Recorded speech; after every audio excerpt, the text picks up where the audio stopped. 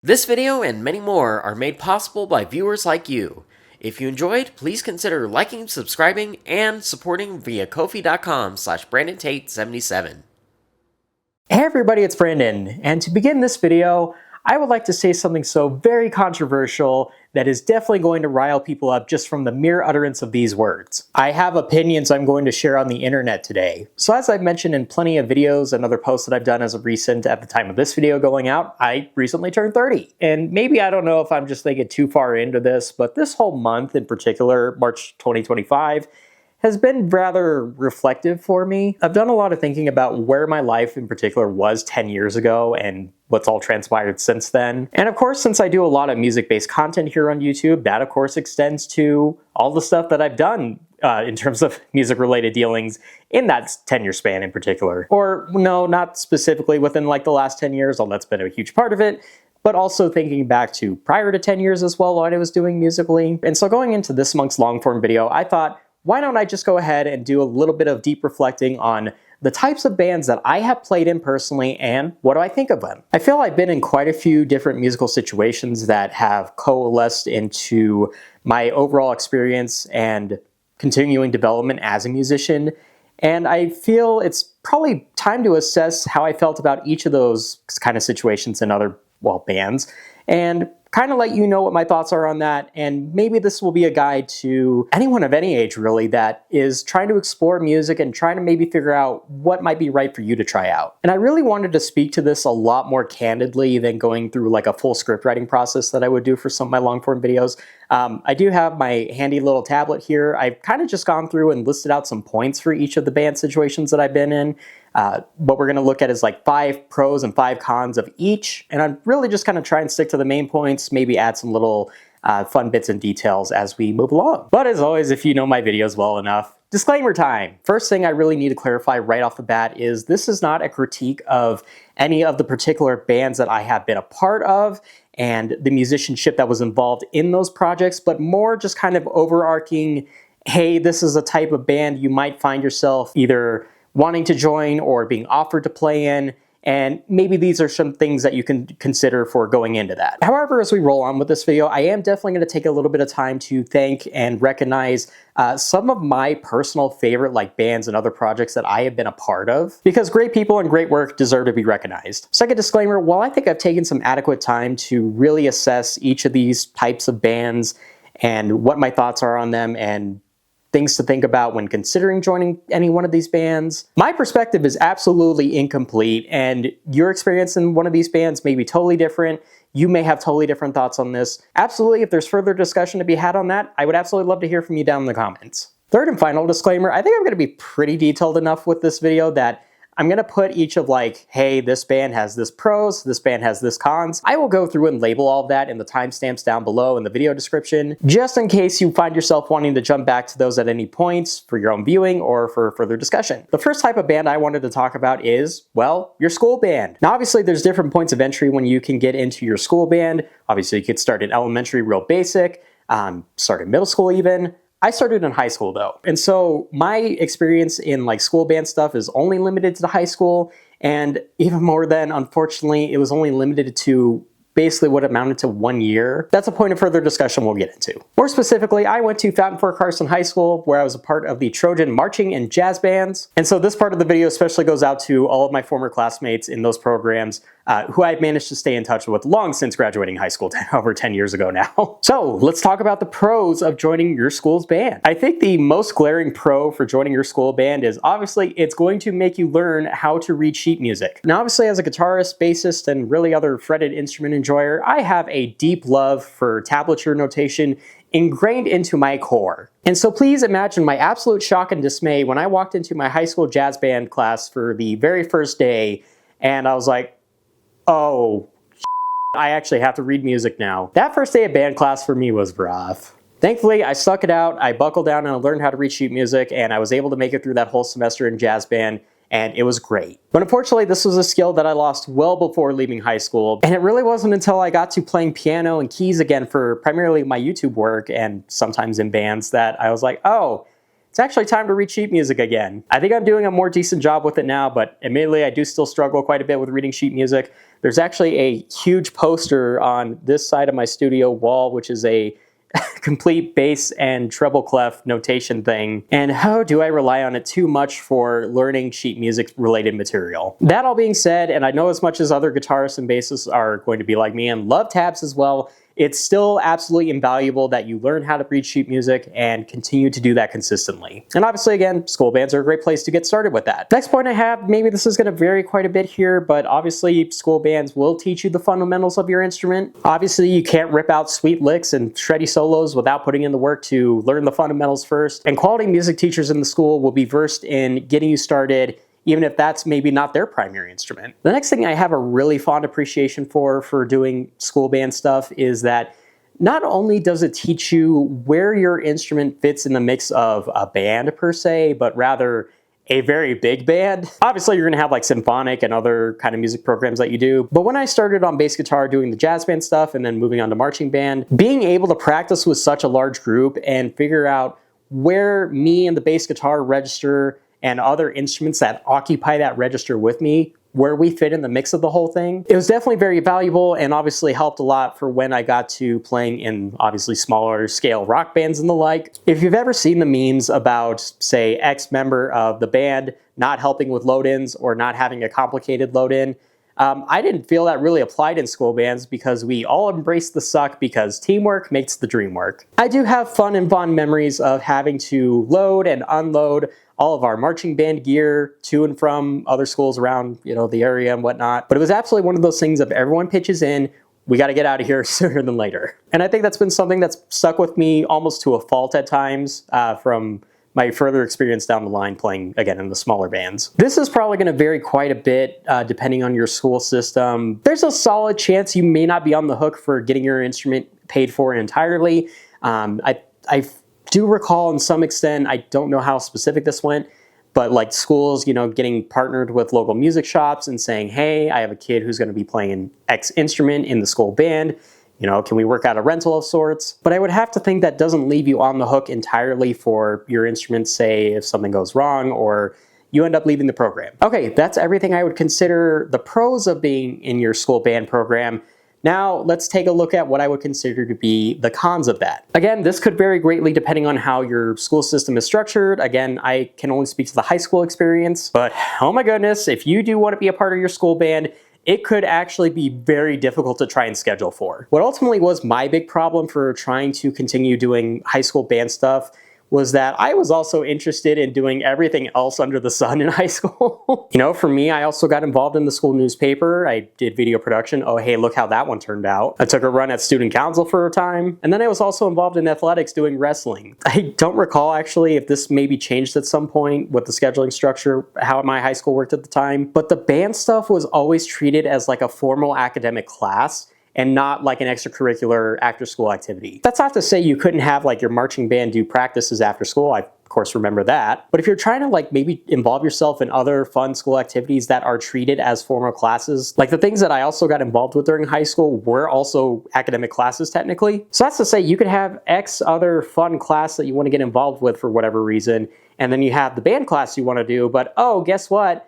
They collide and they're at like the same scheduling hour during the day. But then you could also be in the realm of you might be able to take honors classes in high school, or better yet, you could take classes that account for college credit through like a local university or something. And unfortunately, that was really what dissuaded me out of doing band for the rest of my time in high school because I just had all these other things that I wanted to continue to be involved in. And unfortunately, and very much regretfully, I think after the fact, my time in high school band, again, really only amounted to what we could call one school year. The exception I'll kind of make to this is that my actual time in marching band when I did it in high school, I was not actually enrolled in any of the marching band classes, funny enough. But the funny way I was able to get involved in marching band the one semester that I did it is that I had a summer wrestling practice, funny enough, that had finished up for the day. I was walking by the exterior of the school, happened to walk into the band room, and was in there for a marching band practice with the front ensemble. And I was like, hey, you guys need a bassist? And the band director was like, please come in. And I'm very grateful to my band director from the high school at the time who allowed me to do that. And I really enjoyed having that distinction of, hey, I'm the only one here who's not registered in a class with you guys. I didn't even get to like practice the front ensemble like all the time. Really the only time I had with my front ensemble section, aside from when we were doing our, various marching band school events and all the like, was when we had our weekend practices and our full band practices directly after school. I'm gonna get too far on a rant with this, but that's all to say ultimately, take the time to consider where your band's class, if at all, lines up in the school schedule, and if you really want to roll forward with that. The second con I have for school bands in particular is, while I spoke to, it does teach you about the fundamentals of your instrument, I feel that it doesn't do a whole lot to teach you about maybe the other pieces of gear that may be associated with your instrument. Like I just remember, walking into the band class, plugging my bass guitar directly into the amp. Have you seen my pedal boards nowadays? I can't do that. I can't go straight into an amp anymore. I have learned too much about music gear to want to do that again. I failed to mention this until now. My sister, however, was involved in like elementary school band, I think somewhere in like 4th or 5th grade starting. And then I think she saw it through all the way through 8th grade. And when I was talking to her about doing this video idea, the point that she made, and I thought was very good to include, is that school band stuff is obviously very regimented. You're there to focus on the material, on the sheet music in front of you. And maybe that doesn't leave you a lot of room to be creative or have inspired creativity. I think you could easily have a band teacher that's going to do a great job of getting you started on your respective instrument and for everyone else in the room. But they're also probably going to be very tight on what you are playing relative, again, to what's in front of you on that piece of paper. I don't know if there's maybe certain rules at large for why that's the case, but I don't know. Another con with doing your school band, depending on your instrument, kind of spots in the band itself may be limited. For me, myself, playing in the jazz band, my job was a little bit easier because I was just playing bass guitar, but I also worked in collaboration with a guy in the band who strictly played upright bass. And so he and I had like no problem at all like changing off on that bass amp of who got to play what song depending on the vibe. But then in the case of like our keyboardists that we had about like 3 or 4 different keyboardists at a time. Or even on like the drum set, we had like, again, like 2 or 3, 4 people that were able to hop on drums at any given time. So just as in sports, you might be fighting for a roster spot, but when you're there, absolutely do your damnedest to make that count. But for all you brass and woodwind types, you've got a lot more room to be in the band. I don't know if this last point is necessarily a con per se, but I think it's something important to consider if you're wanting to do your school band. You should have the foresight to think about, okay, I'm doing all this material now, but what does this set me up for after? Obviously, you can do like college marching band or other band programs at the college level. Obviously, for myself, I didn't do that. But what greatly bums me out when I think about some of the people I played with in like high school band stuff is finding out later, say reconnecting over time, that they're totally not playing their instrument anymore. And maybe for them, it was just a matter of assessing, hey, there's maybe nothing further that I want to look at doing after high school. Maybe if you've got your old trumpet, saxophone, what other instrument have you, maybe someone out there is looking for an oddball brass or woodwind position to fill. Now, obviously, the only band that I played in was, again, my high school band programs, jazz and marching. So while I would think it'd be silly to say that that particular program was my favorite because it was the only one I played in, which still was my favorite, there are definitely a few classmates from my high school band program I do want to shout out. I'm not going to name them specifically because some of them leave very private lives off of social media, but I do know some of them have seen my YouTube work. I do want to give a huge thank you to Josh, Trey, Tony, Ashley, Cheyenne,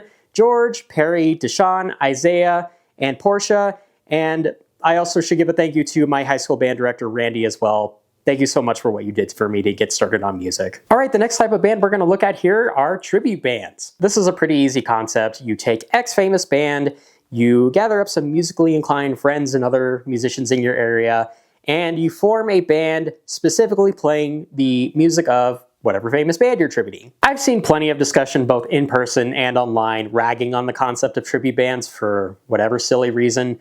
But here's why, in terms of pros, while I'll pick up the sword and shield to defend this concept. Big pro of doing tribute bands is that it is always going to be a cost-effective alternative for your local area and your music scene as a whole if, or really nowadays when, that actual artist or famous band's ticket prices at your whatever big venue you have in the area start to balloon out of control. I understand wanting to see your favorite bands and artists in the flesh, but don't put yourself in a sticky position with having to deal with concert tickets and all the nonsense that comes with that. It's still a very broken system that needs some serious review, reflection, and reform. But while tribute bands give you the opportunity to hear the music of the artist or band that you love, It's also an excellent way to support your friends who are doing music stuff. You don't have to be a musician yourself. You can go there and enjoy it and have a lot of fun at, small shows doing tribute bands. Second thing, tribute bands are more often than not, I find, pretty easy to start. Obviously, you're not having to reinvent the wheel for learning music. Most often in the case with like rock bands and stuff, you got the tabs on hand most of the time. But also on the factor of tribute bands being easy to start is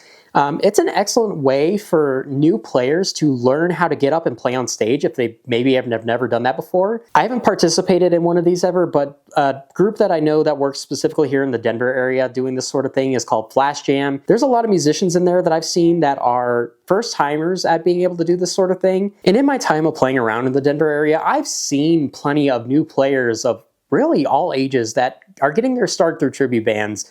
And I think that's great for them that they have that avenue and they're able to do that. More specifically, that they can build the confidence to do that. I think also with tribute bands, it's also a great way for, yes, you can have appreciation for a particular band or artist, but as you really dive into the material and kind of, I guess, you're effectively LARPing as that band in some cases, it does give you a greater appreciation for that material and maybe some of the finer semantics musically behind it. The last part I want to make about tribute bands is something I can only speak to in my local area. We're kind of centered around a group of longtime performing professionals, people who have played in other types of bands that I'll mention in the past, or currently in other types of bands, but still generally are an awesome group of people who are willing to give insight, not just on music stuff, but some of the other aspects of keeping your band going. Shout out in particular to the Colorado Tribute and Cover Bands Facebook group. I've been in there for years now, and I know you guys will be watching this video. Now let's talk about what I feel some of the cons are for doing tribute bands. My first little spicy opinion that I feel I might get raked over the coals for in this is that I feel, yeah, you could take plenty of well-known bands and artists that have a great catalog, have had numerous hits, and have had a worldwide appeal for, decades. You could start a tribute band for a famous band or artist, and you could set yourself up for having a high floor, but maybe a low ceiling. Let me be clear again, that's not a knock against the musicianship of any particular musician or any particular band in my particular area, but that's a really big point to consider of how far you could realistically take your respective tribute band project. My second con with tribute bands, and again, this might be something just specific to my area, is that you'll definitely know what venues are hosting tribute band events regularly, and you might find just how small that number of venues is. There have been a number of really fun venues that I've played at here in the Denver metro area that have hosted tribute band events, and unfortunately, it's sometimes been a case of those venues that I have played at don't exist anymore in the sense of either, unfortunately, they may have flat out went under, or perhaps in a not so terrible situation for the venue themselves, they flipped to a different format of whatever live music entertainment they want to host. My next con for tribute bands kind of feeds into the previous point, where you might have a limited amount of venues that you might be able to play at any given time, and therefore it's probably in your very best interest that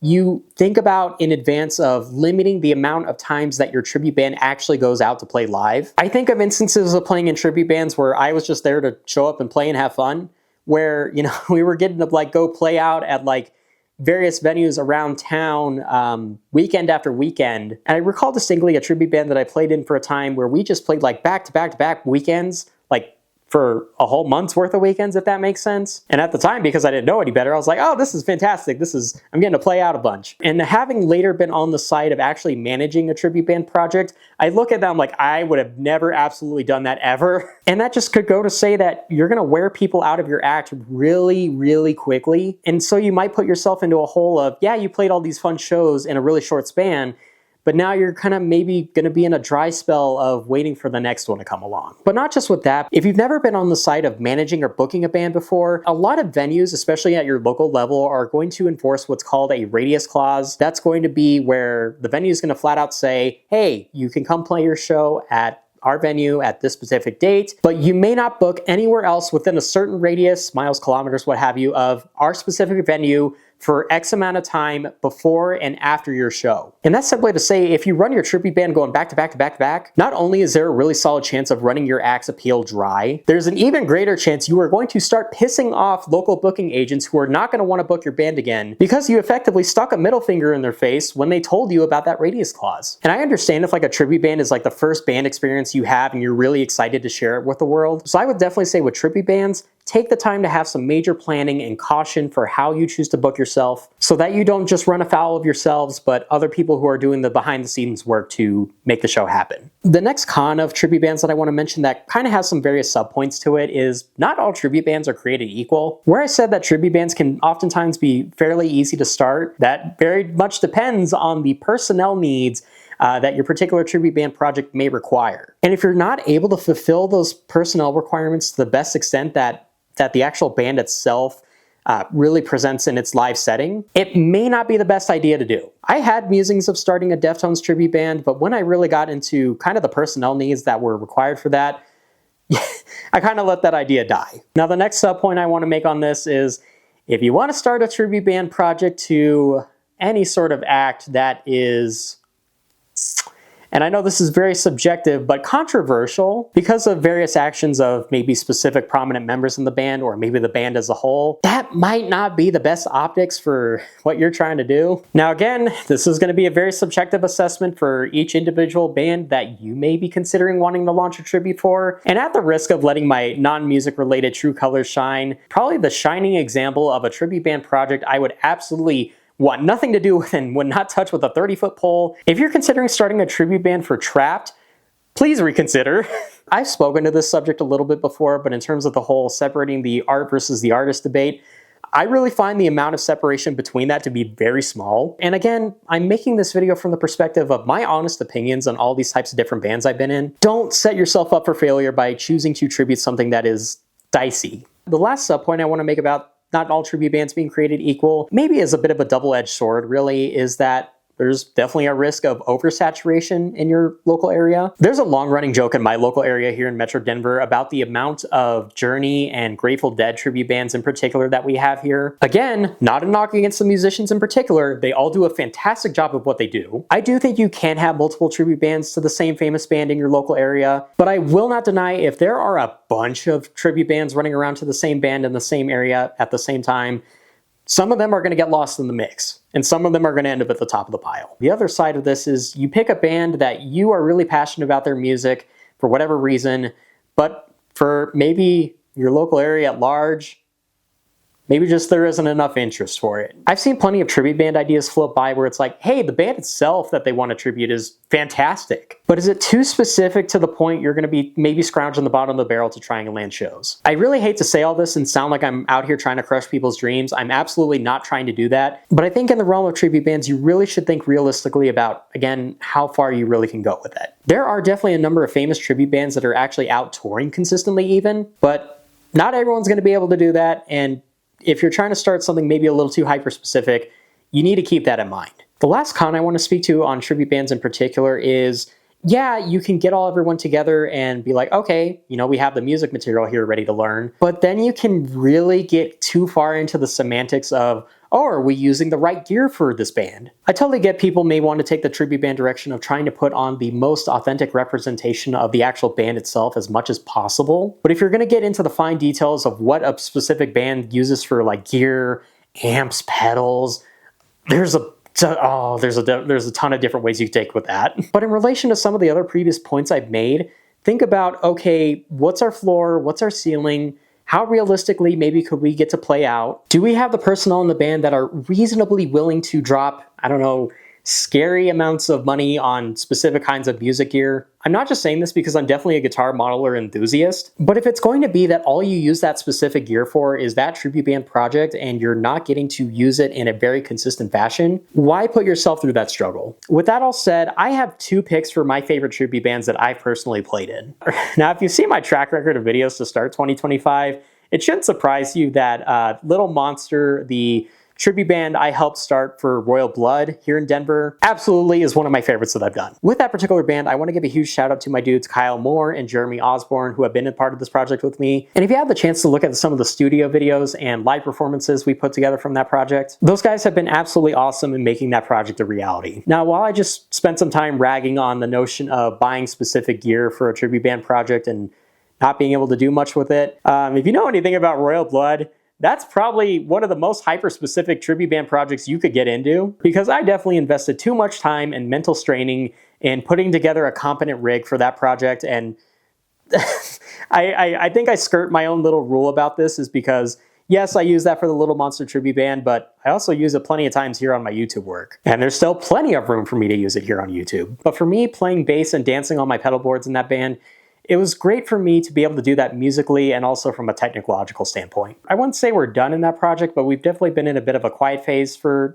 Little Monster. I don't know what the future holds on that, but if there's any show opportunities, I definitely am going to revisit that project. The second tribute band I want to highlight that I've been a part of was a group called Yanshiva. Now for this particular band, we did dabble in some other related artists for the music genre that it was a part of, but this was largely a tribute band to Russian musician Viktor Tsoy, and probably the most famous rock band in the history of the Soviet Union in Kino. The vast majority of the time in this band, I just played bass guitar, sometimes six-string guitar sparingly, but playing in Yanshiva was one of the most culturally enriching experiences that I've really gotten out of music as a whole. I love learning about history in general, and playing in this band opened up a whole new realm of music history that I never even knew existed, and really learning about the 1980s era Soviet Union and the importance of Kino's music during that period. But I think the best thing with Yanshiva, well above the music, was being welcomed into a community of people who had come over from the Soviet Union before and after its collapse, who have settled here in the Denver area and beyond, but coming in as a silly American musician, but getting to immerse myself in the music and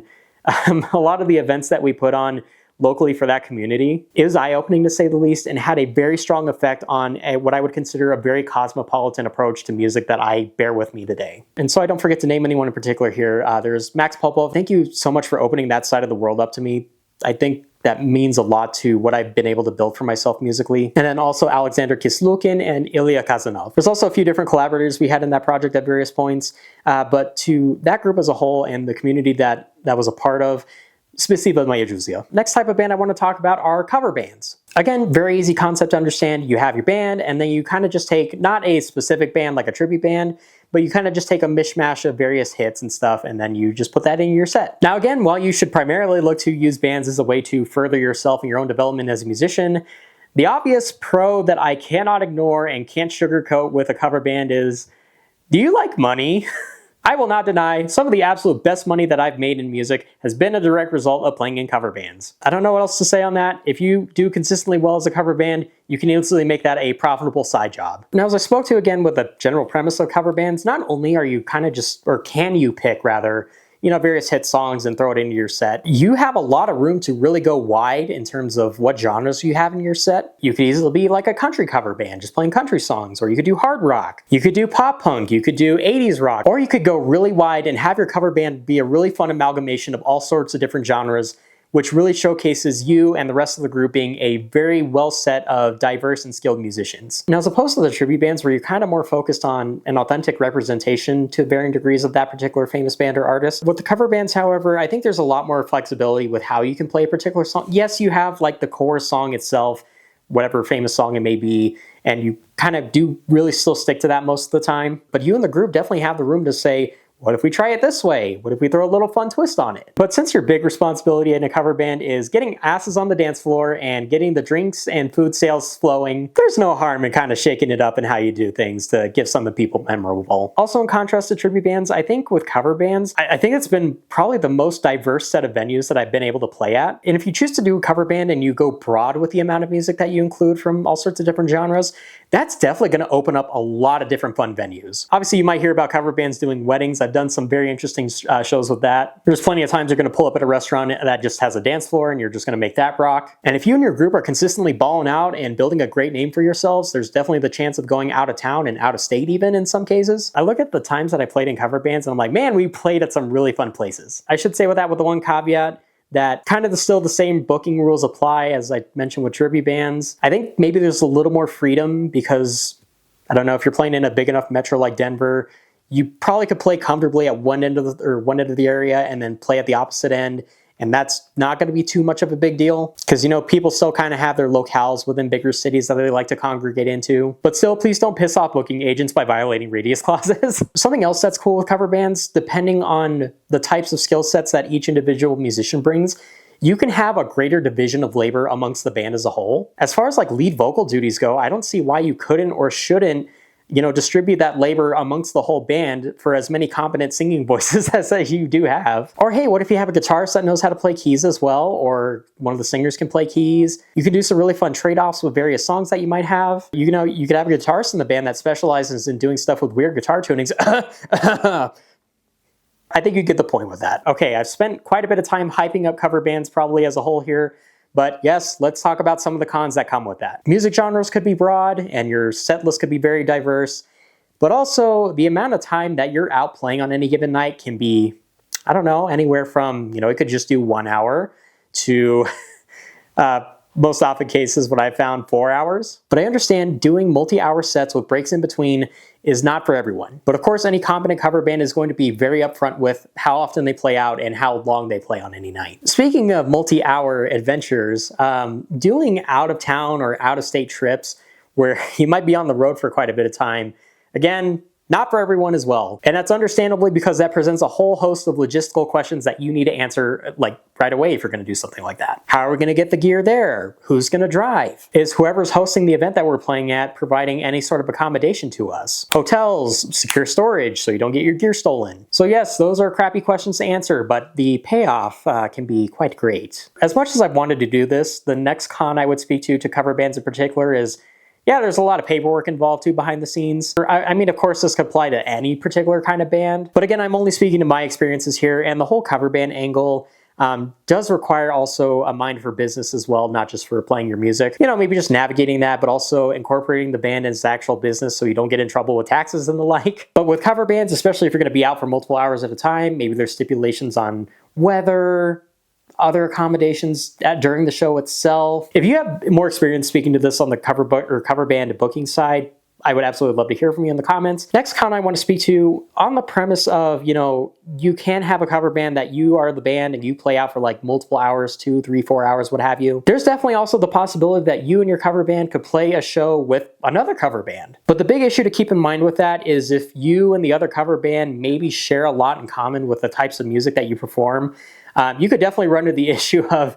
this has happened to me before, where I was in a cover band and the band that was before us played a song that my band played and was like, oh, we're just not going to play that song. But if your band and the other cover band that you may be sharing a bill with are perhaps way too similar, at best you might want to communicate with them in advance, say, hey, here's what we play usually, what do you guys play usually, what should we not do, hash it out, who's going to play what, or just consider not doing that and book something else. The last con with cover bands I'm going to speak to is strictly from my experience, where I mostly just play bass guitar in cover bands. And I think part of the reason maybe why I've gotten away from cover bands is I got burned out of playing bass in cover bands. Everything I say in this video boils down to a balancing act, but for me, yes, again, you have the room in cover bands to kind of twist things around and make it your own, but still make it, recognizable and fun for people. But I've also been in plenty cover band situations where there's a solid jam band aspect to things where you kind of just bust it open and can go on some really protracted jam sessions on a single particular song. And especially if you have multiple people taking solo after solo after solo. Oh boy, I think that's fun to do every once in a while, but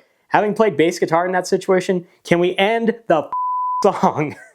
I don't know. There's a time and place for doing the jammy stuff, but it's not all the time. In terms of my favorite cover band that I played in, that goes to the Denver cover band So What Brothers, who actually stopped for a time, but actually have reformed recently. They're playing with some slightly different members now, but for the group that I got to play with in that particular setting, my big thank yous and appreciation for that go out to Todd Schaefer, Bert Brandy, and John and Connie Hutchins. Hey everybody, it's Brandon from the future as I'm editing this video. As I recorded this initial bit talking about So What Brothers being my favorite cover band that I've worked with so far in my life, I forgot to mention in my initial recording the other vocalist in the band, Dr. Valdez.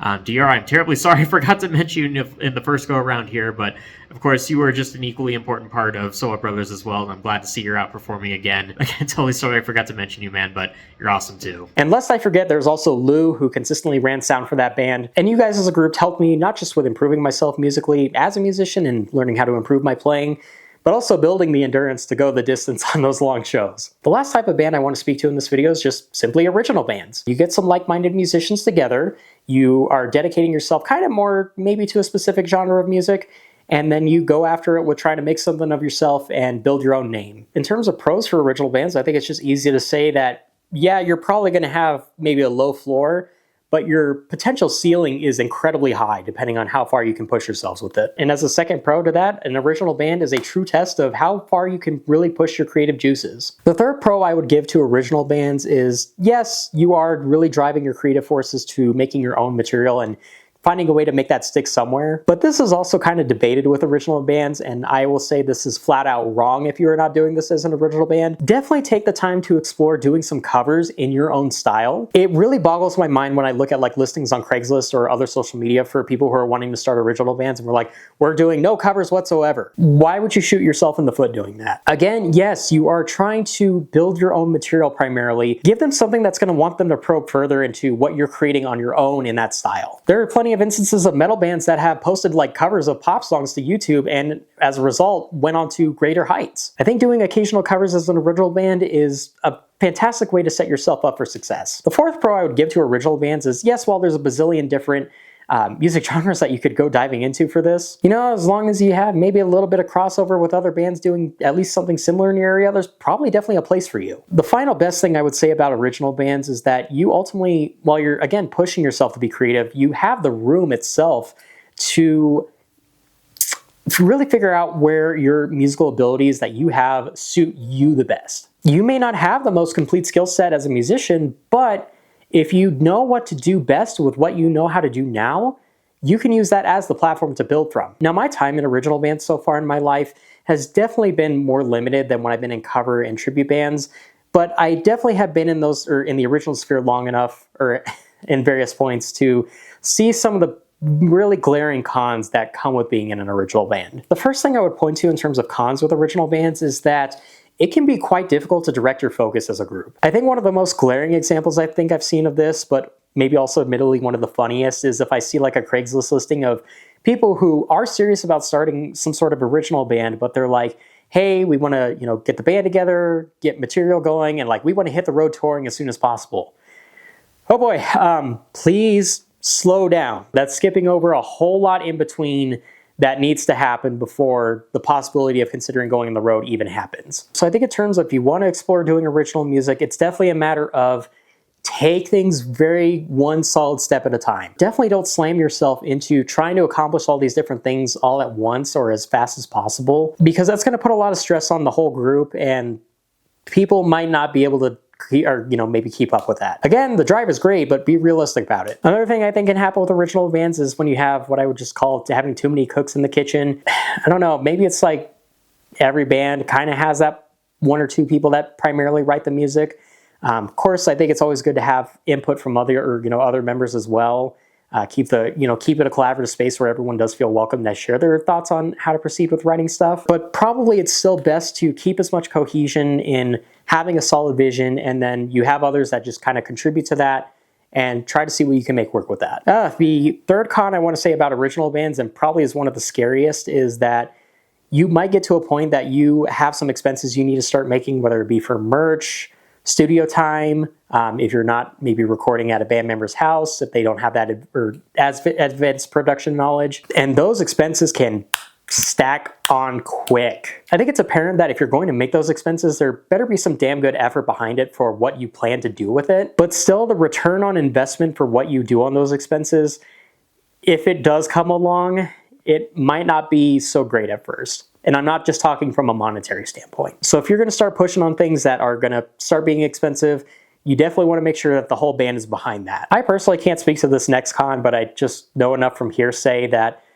there's certainly a bit of politicking, especially maybe in related genres, between bands, for shows, setting up shows, what spot you have in a particular show. If you do get the fun opportunity, as I have, to open for bands that are actually touring themselves, or maybe have a little bit more fame to their name, obviously you want to do enough to make sure you're on the good side of whoever's putting on the show in your city, and whatever that touring band is themselves. Because again, showing up and playing the music is only half the battle. You got to do a bunch of networking with that too. I don't want to put that on the angle of like you have to kiss ass to get somewhere in music. Well, maybe you do, but more so on the ground of standing firm in your position and then figuring out what you want to do with that based on the circumstances that present to you. I don't know if this last point is maybe so much of a con, but something to consider with doing an original band is how do you make yourself stand out, especially if you're going to play in a genre that has many different bands that do a lot of the same thing. I know some people will frown on the concept of your band adopting a gimmick, but that certainly could be something that could make or break, you getting, or holy hell, you getting to stand out a lot more. I think in the midst of also, figuring out how to write music for yourselves, also think about what void does this project or what does your original band fill for people, or what should it fill for people? That all being said, the original band that I have had the best experience with to date is the Travelin' Rose Band. That is a special shout out again to my boys William Faulkner, Tyler Wilde, Charlie Frost, and there was also, sorry, alternate between two drummers. There was Theodore and Nick Conde. I feel there's a bit of an asterisk with this because I didn't actually participate in any of the recordings that Travelin' Rose Band did that resulted in them having a locally award-winning album here in Denver. But as much as you guys had the tendency to drive me absolutely nuts sometimes, you guys also were probably the best group that I've been a part of, again, to date, that has caused me to improve greatly as a musician, and I am incredibly, greatly thankful for that. Speaking to some of the other points I've made about original bands is that with Travelin' Rose Band, they had the album of, I think it was 10 or 12 songs, original songs, but then also we did a bunch of different covers as well, and we found very fun ways to make them our own. Now, pretty much that does sum up all of the bands that I wanted to speak to in this video.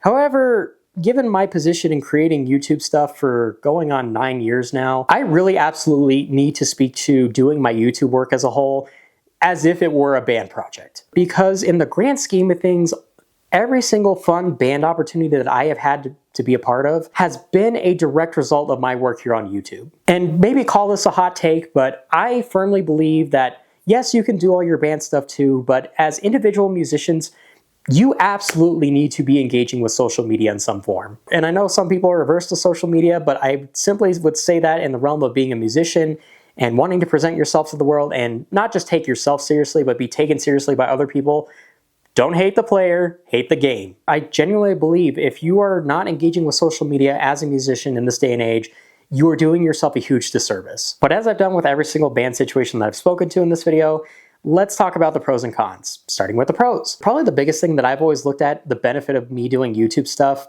all the cover videos that I do, and then all the long videos are just kind of additional pieces on the side, is it's just an evergreen resume where I can always continue to show that I am improving myself as a musician, and I'm willing to take the effort to build myself up. I started only doing bass covers, and I, for the longest time, thought that was going to be the only thing I would do.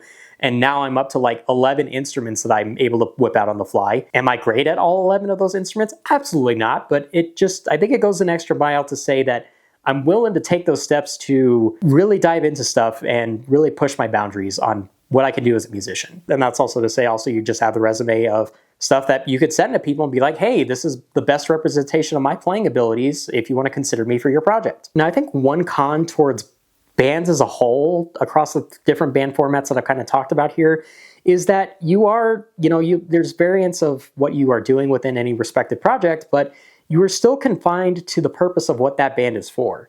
Again, that's not a bad thing. That's what the band is for. But one of my other favorite things in continuing to do YouTube work is that it really enables me to have and be able to do all the things, and that is, of course, a lot of different things if you watch my back catalog, of various sorts of music things that I otherwise just wouldn't be able to get out of a band. Mostly owing to not being able to find places that I could exercise some of the other weird skill sets that I have developed over the years. Or maybe that's until I consistently find a way to work in using a 9-string guitar in my original music dealings. And that's where I would say doing YouTube stuff is tied for having the highest creative ceiling of what you can do as a musician, say along with original bands. I've kind of spoken to this already, but again, doing this YouTube stuff is the main driving force that has caused me to become a better musician. Again, I started on all the bass stuff, and had you asked me when I started in 2016, or go back in time and ask me that, where do you think you're going to be in almost 10 years doing this YouTube stuff? I probably would have said at the time I'd probably still be doing bass covers. Again, that's not a bad thing if you want to direct your YouTube content around a specific instrument. There are plenty of people that do that, but I've always looked at doing YouTube stuff as being always hungry for more,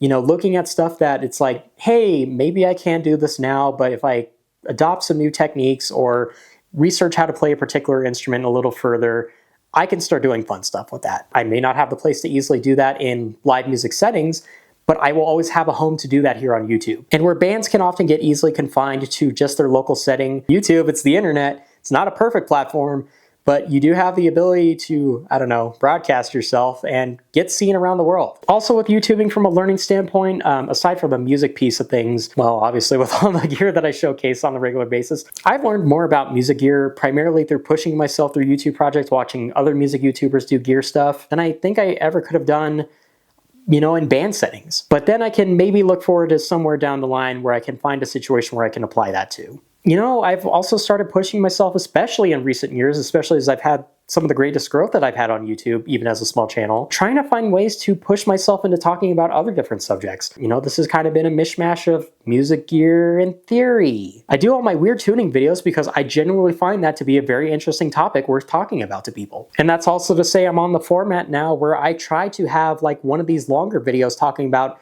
some deeper material and subject matter once a month. Speaking of that, I really need to get back on doing like tier list videos for my favorite bands. Those did well in the past, so I need to get back on that. And as much as I will preach to the choir all day long about why I think doing YouTube stuff and other social media as a musician is important, essential, and just oftentimes very fun, there are cons. Oh boy, there are cons. I understand that it's not easy for everyone to be on camera.